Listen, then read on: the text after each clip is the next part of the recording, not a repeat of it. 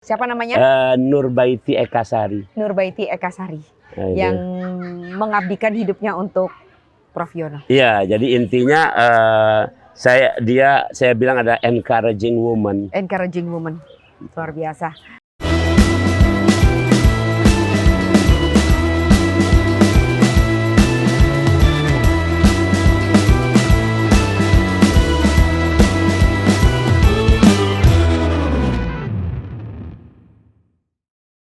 Kita mau tahu juga nih bagaimana sih awalnya bisa berdiri Sekolah Alam Palembang ini, Prof. Ini tempatnya lumayan luas. Berapa hektar tadi? 1,2. 1,2 dibeli oleh profesor tahun 2016. 2016. Terus apa sih tujuannya, motivasi dan segala macam?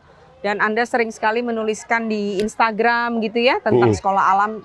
Sebenarnya apa yang mau dituju? Seperti ini.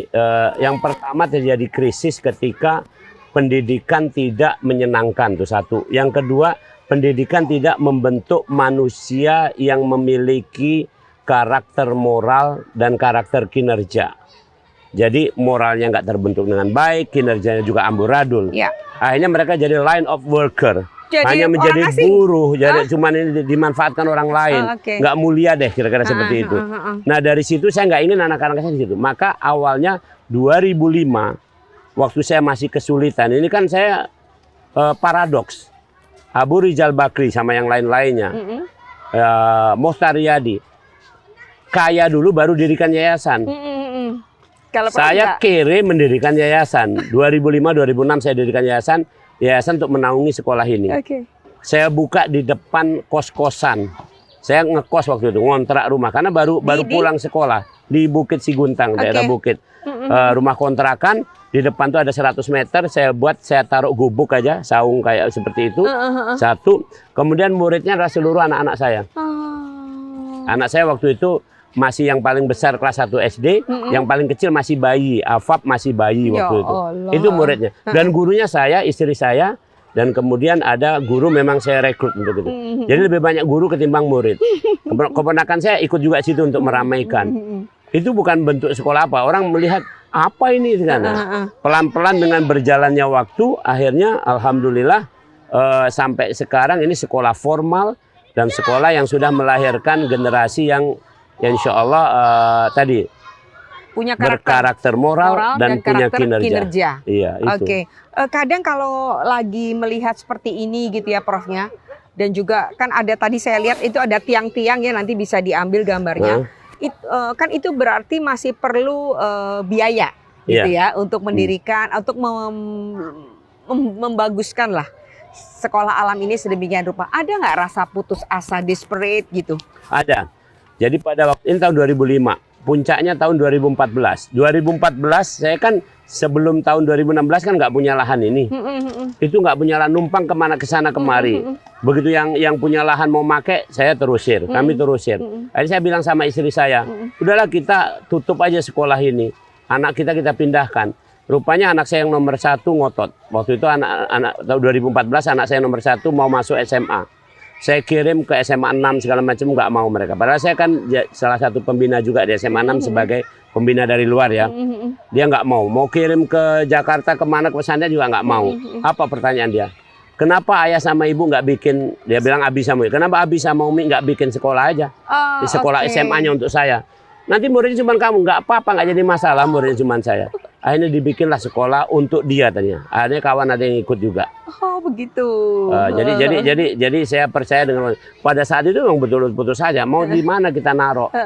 Nah kemudian dapatlah lahan ini. Lahan ini juga dapatnya waktu pertama ke sini saya lihat lahan ini. Saya tanya yang punyanya, kata dia kalau boleh dijual, kalau waktu itu dijual 4 miliar nih. 4 miliar. Termasuk agak murah zaman itu kan. 4 miliar. Terus bilang kalau kamu punya uang separuhnya boleh kamu dekat, kalau nggak usah. Ya mau 2 miliar dari mana? Wong di kantong paling 2 juta kan kira-kira begitu. Jadi akhirnya udah saya lupakan untuk keinginan itu, saya numpang di depan situ, numpang betul. Numpang. Ya, oke, nah akhirnya setahun kemudian orang ini manggil lagi. Terserah kamu mau dibeli cara kayak mana. Akhirnya 2015-2016 kami berhasil membeli ini dengan susah payah. Dengan harga tetap itu tadi. Tetap itu tadi. Tapi 2M. caranya kalau tadinya kan minta 2M dulu. Baru nanti 2M-nya lanjut. Kalau ini enggak, terserah cara saya membayarnya. Artinya mau nyicil, mau apa ini. Tapi akhirnya lunas juga. Nah, untuk keseluruhan di sini bahwa ini ya, ada semuanya apa namanya sekolah ini betul-betul adalah diri saya, diri keluarga saya. Jadi full saya punya penghasilan itu didedikasikan di sini. Saya makan, minum atau yang lain itu ala kadarnya. Ini dulu yang prioritas. Subsidi. Maka kelihatan ada bangunan-bangunan yang belum ini. Bukan saya nggak minta bantuan. Kadang ada bantuan tuh yang bersyarat. Kadang ada bantuan yang mohon maaf caranya nggak fair, nggak jujur. Saya harus ini, harus itu. Udah lebih baik nggak. Saya tunda aja. Pelan-pelan aja lah sambil ini. Toh semua tempat bisa jadi tempat sekolah. Oke, Prof. Kalau selama ini saya menangkap gitu ya. Boleh dong ya persepsi saya. Anda ini kan berarti orang yang sangat walk the talk kalau istilah kita ya, punya integritas, sangat tegak lurus ya kepada yang punya kuasa hidup nih. Dan Anda seringkali juga menulis di Instagram dan Facebook tentang kegemaran Anda ke masjid. Jadi memakmurkan masjid ini sesuatu yang luar biasa sekali bagi Prof Yono. Kenapa sih alasannya? Saya NU ya. Kaum sarungan, kaum abangan, atau segala macam itu. Saya menganggap agama ini sebagai spirit kehidupan. Makanya mohon maaf ya, misalnya contoh. Orang kan kalau alim ngomong nggak nyanyi ya. Saya nyanyi gitu. Saya ditanya, Prof Yono kan ustadz, kata kamu. Itu kan kalau nyanyi kan itu kan haram gitu kan. Itu kata pendapat sebagian. Saya ikut pendapat yang nggak haram. Selesai gitu aja. Saya nggak mau berdebat untuk kata itu aja kira-kira begitu. Jadi artinya tadi saya ke masjid itu ada satu Mbak Weni.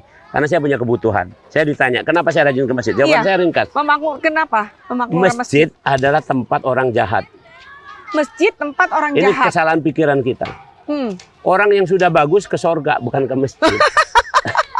Itu. Bener nian. Saya orang yang penuh masalah. Saya masuk ke masjid, saya menangis, mengadukan masalah saya. Itu saya puas, walaupun belum selesai. Misalnya saya nggak punya uang, kesulitan. Saya masuk masjid sholat, doa saya. Ya Allah, aku nggak punya uang. Saya habis mukulin orang atau habis katakanlah menteledorkan pasien. Sehingga pasien itu mungkin megap-megap atau apa, sampai parahnya bisa meninggal dunia. Walaupun secara medis nggak salah, tapi kan saya nggak optimal bisa gitu. Saya ke masjid, mengadukan bahwa saya udah jahat. Gitu. Dan saya selama ini nggak pernah berpersepsi bahwa saya sudah baik. Itu kalau sudah baik emang di surga. Karena surga semua isinya orang baik, nggak ada orang jahat. Itu aja logika. Nah ini makanya kalau di masjid itu saya akrab banget, seneng gitu. Karena persepsi saya sama-sama orang jahat. Gitu. Jadi sebenarnya alasannya sederhana sekali ya Prof ya. Sederhana. Jadi jangan dikira orang ke masjid itu alim, masjid bukan itu alasannya sederhana. Saya dari kecil dilatih seperti itu. Kiai saya di pesantren juga begitu. Saya kan dibesarkan di pesantren. Mbak Weni kalau mau tahu, saya mulai naik mimbar umur 7 tahun. Dibikinkan teks. Karena saya cukup cerdas ya untuk baca, jadi 7 tahun udah bisa baca. Darmo Carito tadi. Iya, kiai saya menuliskan tuh. Saya masih ingat naik panggung saya digendong. Dinaikkan di atas panggung, diganjel. Sebelum kiainya ceramah, saya suruh ceramah dulu dengan teks itu tadi. Umur 7 tahun. Jadi kalau sekarang saya ceramah, mohon maaf ya, saya ceramah di masjid atau saya ngomong itu nggak pakai teks. Karena saya punya ciri ternyata ideation, orang yang mampu mengkonsep. Wawancara kita ini ada di kepala saya semua tuh. Tinggal saya keluarkan aja dengan bahasa saya. Seperti itu. Oke, Prof. Nggak kerasa ya kita udah ngobrol-ngobrol. Saya sudah mewawancara Prof Yono hampir 1 jam, banyak sekali insight yang kita dapatkan. Tentu saja teman-teman sekalian, kita belajar banyak bagaimana tentang hidup ini boleh dibilang. Ya Prof ya, tentang hidup. Nah sekarang pertanyaan terakhir nih. Mau bermanfaatnya lagi seperti apa? Ada 2 jawabannya. Ada 2 hal yang perlu diingat kita semua. Orang yang akan berakhir hopefully to be legend. Hopefully to be legend. Jadilah harapan saya itu. Mudah-mudahan saya menjadi legends. Anak sekarang, anak muda tahulah apa ada legends. Yang dikenang, yang inspiratif. Itu untuk saya.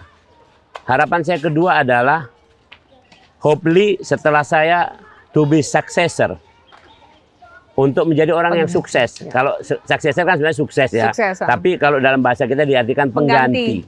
Pengganti. Tapi itu udah kata-kata successor, pilihannya bagus. Jadi 2 harapan itu aja. Ini semua adalah mereka-mereka ini adalah successor saya. Nanti lebih hebat dari saya. Penerus ya. Bukan hanya anak saya, tapi mereka ini semua. Dan saya berharap bisa jadi legend. Itu harapannya cuma itu aja. Legend tidak langsung berhubungan dengan materi. Banyak orang punya materi tidak menjadi legend. Legend tidak berhubungan dengan kekuasaan atau jabatan. Banyak orang punya jabatan, kekuasaan, bukan legend. Tapi ada orang yang sederhana, tapi banyak juga yang sederhana nggak jadi legend. Harapannya 2 itu, kira-kira itu. That's life, itulah hidup. That's life. Terima kasih banyak Prof Yono. Sama-sama. Semoga sehat, panjang umur ibadah. Amin, amin, amin. Dan amin. 2 harapan tadi terwujud.